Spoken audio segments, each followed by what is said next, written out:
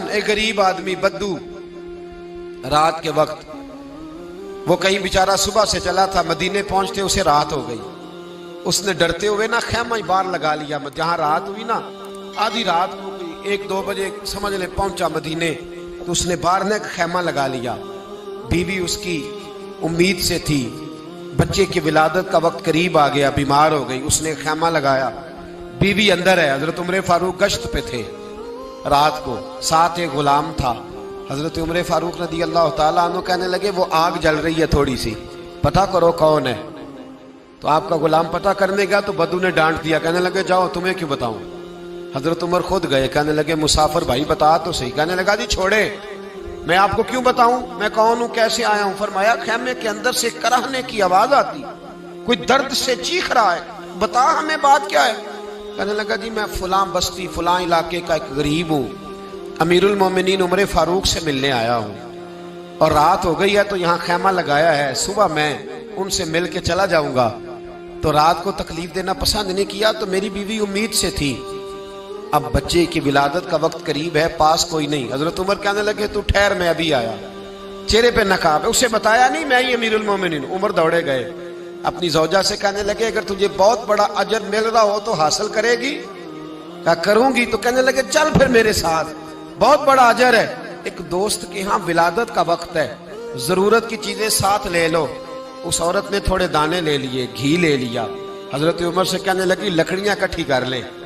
امیر المومنین کونسلر کی بات نہیں بتا رہا آپ کو، میں آپ کو ایم پی اے کی بات نہیں بتا رہا، ایم این اے کی بات نہیں بتا رہا، جو 10 گاؤں کو ملا کے چیئرمین بنا اس کی بات نہیں بتا رہا. اس کی بات بتا رہا ہوں جو 22 لاکھ مربع میل کا حکمران ہے.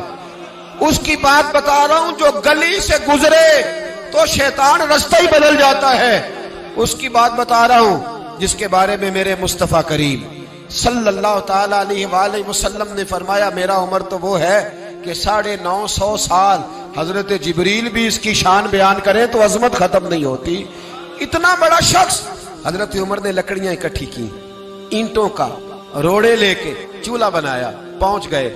آپ کی زوجہ کہنے لگی یہ تھوڑے دانے ڈالنے، گھی ڈالنے اور ایک لکڑی لے کے اس کو ہلائیں، تیار کریں. خود زوجہ اندر چلی گئی. حضرت عمر بار پکانے لگے. وہ بدو کہتا ہے میں اس طرح کا ان کے ساتھ بہیو کرنے لگا جیسے کو کسی چوکیدار کے ساتھ نہیں کرتا. میں نے سمجھا یہ عمر نے چوکیدار رکھے آنے جانے والے مہمانوں کا. میں کبھی پانی کا پیالہ مانگتا، کبھی کوئی بات، عمر دوڑے جاتے، کبھی پانی لاتے. او مسلمانوں، او میرے رسول کے غلام عزیزو، حضرت عمر فاروق. وہ غلام کہتا ہے میں عمر سے کہتا، میں کہتا غلام پانی لا تو عمر دوڑ کے پانی لاتے. میں کہتا تجھے گھی پکانا بھی آتا ہے، پہلے بھی کبھی پکایا ہے؟ تو عمر فرماتے کوشش تو کر رہا ہوں. میں کہتا پہلے بھی کبھی تیری بیوی نے یہ کام کیا ہے؟ تو حضرت عمر کہنے لگے مجھے یاد نہیں، پوچھ کے بتاؤں گا. کہتے ہیں کیا رنگ تھا، کیا انداز تھا، کیا مصطفیٰ کی تربیت تھی، کیا انداز حضور نے سکھائے غلاموں کو. یہ کس طرح کا امیر ہے کہ یہ ہنڈیاں پکا رہا ہے، پھونکے مار رہا ہے ایک غریب کے لیے، دیہاتی کے لیے جسے جانتے بھی نہیں. اندر اس شخص کی بیوی کے ہاں بیٹا پیدا ہوا تو حضرت عمر کی بیوی اندر سے بول کے کہنے لگی امیر المومنین مبارک ہو، آپ کے دوست کے ہاں بیٹا پیدا ہوا ہے. جب کہا نا امیر المومنین مبارک ہو تو وہ شخص کہتا ہے میرے ہاتھ کانپنے لگے اور میں اس طرح دوڑا کہ میری پگڑی گر گئی. میں دوڑا تو عمر نے بلایا، کہا کدھر جاتے ہو؟ کہنے لگا آپ امیر المومنین ہیں، آپ امیر المومنین، آپ عمر ہیں. کیسر و کسرا جس کے نام سے کانپے آپ وہ ہیں جسے مصطفیٰ نے دعا مانگ کے اللہ سے مانگا، وہ والے عمر ہیں آپ.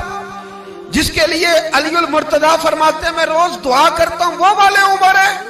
جس کے بارے میں ابو بکر صدیق نے فرمایا تھا کہ میں اللہ سے کہوں گا مولا جو تیرے محبوب کی امت کے حق میں سب سے بہتر تھا میں اسے خلیفہ بنا کے، وہ والے عمر ہیں. عمر امیر المومنین کی بیوی وہ تو خاتون اول ہوتی ہے، وہ تو ملکہ ہوتی ہے، اور تیری بیوی دائی بن کر ایک غریب کے بچے کے پاس بیٹھی رہی ولادت کے وقت. عمر امیر المومنین ہو کے تیری داڑھی ساری دھومے سے بھر گئی تو ڈیوٹی کرتا رہا. تو سیدنا عمر رو پڑے اور اس بدو کو سینے سے لگا کے کہنے لگے تجھے پتہ نہیں تو کہاں آیا ہے؟ इस शहर का पता है? उसने कहा हुजूर कहाँ है? फरमाया ये मेरे नबी का मदीना है, ये मुस्तफ़ा का मदीना है। यहाँ अमीरों का इस्तकबाल नहीं होता, यहाँ गरीबों के इस्तकबाल होते। यहाँ हुजूर ने इस स्टेट पे मेरे रसूल पाक ने वो वाला रंग दिया है कि अब गरीब सर उठा के जीने लगे हैं, अब मजदूरों को इज्जतें मिलने लगी हैं, अब यतीमों ने सर उठा लिया है कि हमारा कोई सुनने वाला